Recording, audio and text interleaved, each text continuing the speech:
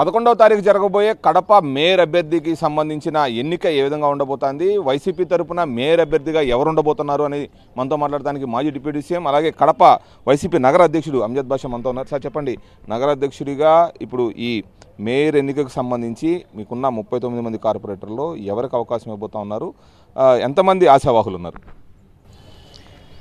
నిజంగా ఎందుకంటే ఈ ఇష్యూ ఇవాళ కోర్టులో ఉంది.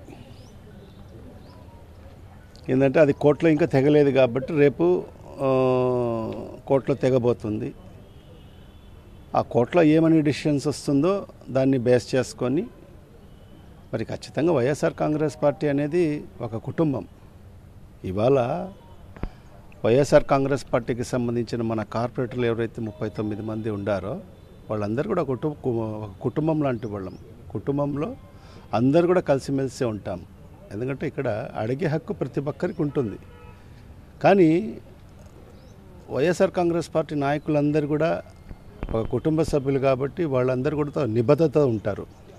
అధిష్టాన వర్గం ఏ నిర్ణయిస్తే మరి అధిష్టానం యొక్క నిర్ణయాన్ని శిరసా వహించే నాయకులు మా కార్పొరేటర్లు, మా గౌరవ కార్పొరేటర్లు అందరూ కూడా మరి ఆ రకంగా అధిష్టానం ఎవరిని నిర్ణయించినా కూడా ప్రతి ఒక్కరు కూడా దాన్ని ఆమోదిస్తారు. అంతే, ఎక్కడ భేదాభిప్రాయాలు ఎక్కడ ఉండవు. అధిష్టాన వర్గం ఎవరిని నిర్ణయిస్తే ఆ విధంగా అందరు కూడా ముందుకెళ్తారు. అంటే ముఖ్యంగా సీనియారిటీని తీసుకుంటున్నారా, లేదంటే పార్టీ అతను పని విధానాలను తీసుకుంటున్నారా? ఏ విధంగా మీరు మేయర్ అభ్యర్థిని ఎన్నుకోపోతా ఉన్నారు? అన్ని రకాలుగా పరిగణలోకి తీసుకోవడం జరుగుతుంది. సీనియారిటీని పరిగణలోకి తీసుకోవడం జరుగుతుంది. మరి పార్టీకి ఎంత నిబద్ధతతో పనిచేశారు అనేది తీసుకోవడం జరుగుతుంది. మరి ఇవన్నీ పరిగణలో తీసుకున్న తర్వాతనే అధిష్టాన వర్గం ఒక నిర్ణయానికి వస్తుంది. మరి ఆ అభ్యర్థిని ప్రకటిస్తుంది. దానికి అందరూ కూడా బలపరుస్తారు. ఖచ్చితంగా ఆ దిశలో వైఎస్ఆర్ కాంగ్రెస్ పార్టీ ముందుకెళ్తుంది. అంటే ఇప్పుడు బీసీ అంటే నాకు తెలిసి ఇక్కడ ఉన్న బీసీ కార్పొరేటర్లు దాదాపు 16 మంది ఉన్నట్టు తెలుస్తుంది. ఈ 16 మందిలో అంటే ఆశావాహులు ఒక 4-5 ఉన్నారు. వాళ్ళలో మీ దగ్గరికి ఎంతమంది వచ్చారు ఇప్పటి వరకు? మాకు కావాలి, మేము సీనియర్లు అనేది ఏమన్నా మీ నోటీస్కి వచ్చింది ఏమన్నా? ఇది కాదు, అందరికీ అడిగే హక్కు ఉంది.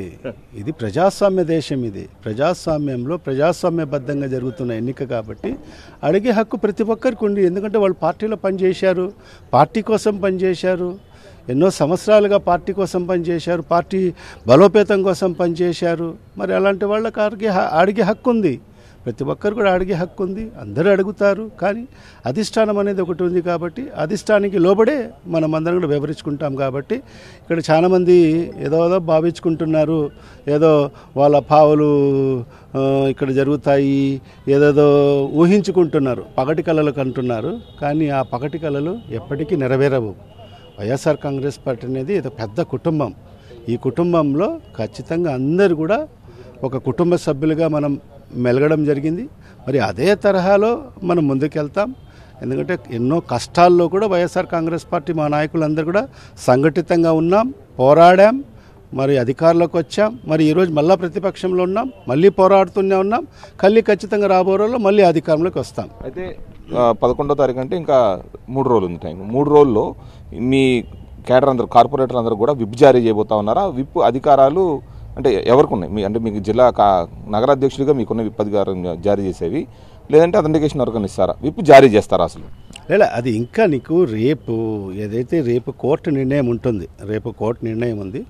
ఆ నిర్ణయం చూసిన తర్వాత మరి ఏం చేయాలి అనేది మరి అధిష్టాన వర్గం నిర్ణయిస్తుంది. మరి ఎవరికి విప్ జారీ చేయాలనా లేదా అనేది కూడా మరి రేపు కోర్టు డిసిషన్ అయిన తర్వాత మరి అవన్నీ కూడా పునరాలోచించుకొని మరి ఆ రకంగా మనం ముందుకెళ్తాం. అంటే రేపు కోర్టు ఉత్తర్వులు దాన్ని ప్రొలాంగ్ చేసి మళ్ళీ వాయిదా పడి ఒకవేళ ఎన్నిక జరిగితే బీ ఫారాన్ని సబ్మిట్ చేయాలి కాబట్టి బీ ఫారం ఎప్పుడు సబ్మిట్ చేయబోతారు?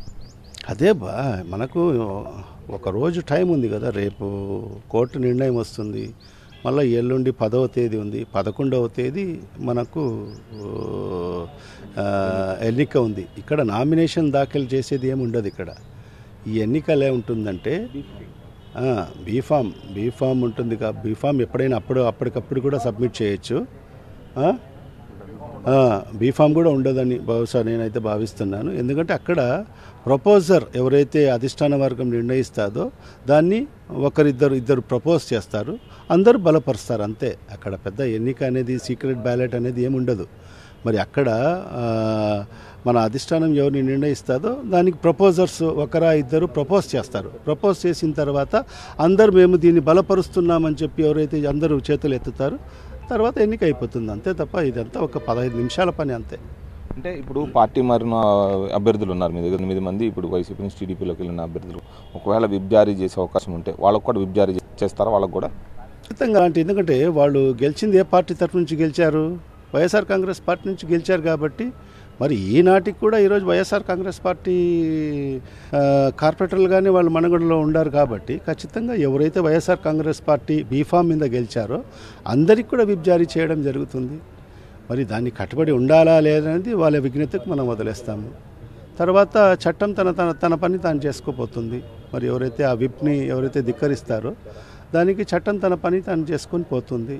ఖచ్చితంగా అలాంటి విప్ జారీ చేసే పరిస్థితి ఉంటే ఖచ్చితంగా అందరూ కూడా వైఎస్ఆర్ కాంగ్రెస్ పార్టీ తరఫు నుంచి గెలిచిన కార్పొరేటర్లకు అందరికీ కూడా విప్ జారీ చేయడం జరుగుతుంది. ఓకే సార్, ఇది కడప కార్పొరేషన్లో రేపు 11వ జరిగే మేయర్ ఎన్నికకు సంబంధించి రేపు 9వ తారీఖు కోర్టులో ఏ విధమైన తీర్పు వస్తుంది, లేదంటే దాన్ని ప్రొలాంగ్ చేస్తారనే దాని మీద ఆధారపడి ఉంటుంది. పార్టీ నిర్ణయం అయితే తప్పకుండా తీసుకుంటుంది. 11వ తారీఖు మేయర్ ఎన్నికకు కావాల్సిన అన్ని ఏర్పాట్లు కూడా చేస్తూ ఉన్నాము. ఎవరు నిర్ణయిస్తే వాళ్ళు అభ్యర్థిగా ఉంటారు. అలాగే ఏదైతే పార్టీ మారి బయటికి వెళ్ళారో విప్ జారీ చేయాల్సిన అవసరం వస్తే వాళ్ళకు కూడా విప్ జారీ చేస్తామని చెప్పేసి అమ్జద్ బాషా చెప్తా ఉన్నారు. Camera person Rayasu Sudheer, TV9 Kadapa.